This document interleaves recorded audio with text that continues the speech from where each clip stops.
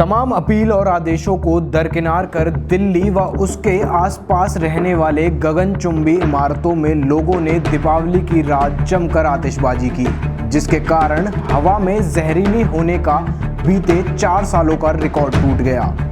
दिवाली की रात दिल्ली में कई जगह एयर क्वालिटी इंडेक्स 900 के पार भी पहुंच गया था।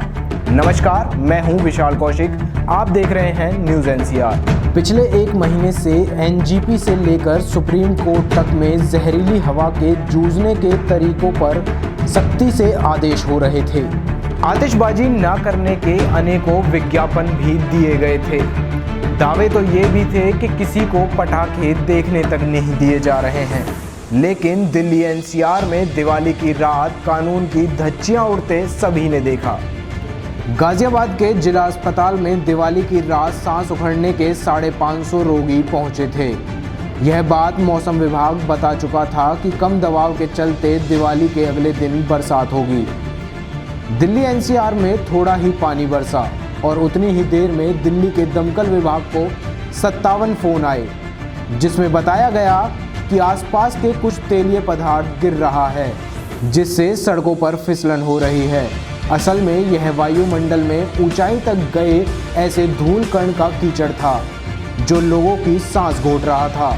अगर दिल्ली में बरसात ज़्यादा होती तो एसिड रेन यानी कि अमल वर्षा के हालात भी बन जाते। पॉल्यूशन अब इंटरनेशनल लेवल पर भारत के लिए गंभीर विषय बन चुका है।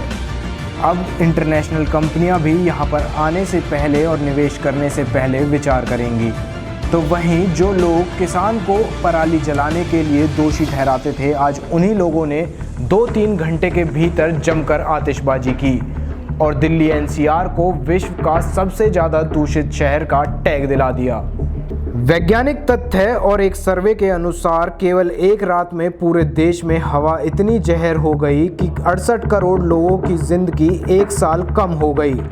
दिवाली की आतिशबाजी ने दिल्ली की आबो हवा को इतना जहरीला कर दिया कि बाकायदा एक सरकारी सलाह जारी की गई, यदि जरूरी ना हो तो घर से नहीं निकलें।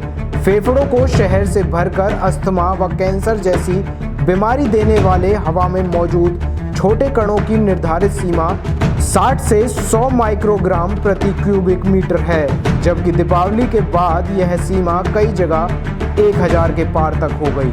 यह जानना जरूरी है कि दीपावली असल में पूजा और समृद्धि के आगमन का प्रतीक है, लेकिन ऐसे में आतिशबाजी से धार्मिकता को जोड़ना सरासर गलत है।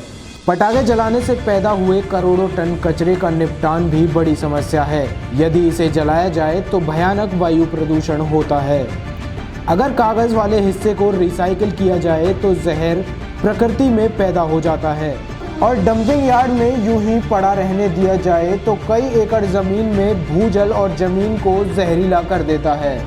इस बार कोरोना और हवा में जहर होने के बावजूद भी लोगों ने अपनी मनमानी दिखाई, तो वहीं सरकार को भी अब अगले साल का इंतज़ार न करते हुए अभी से पटाखे ना जलाने के लिए जागरूकता अभियान चला देना चाहिए।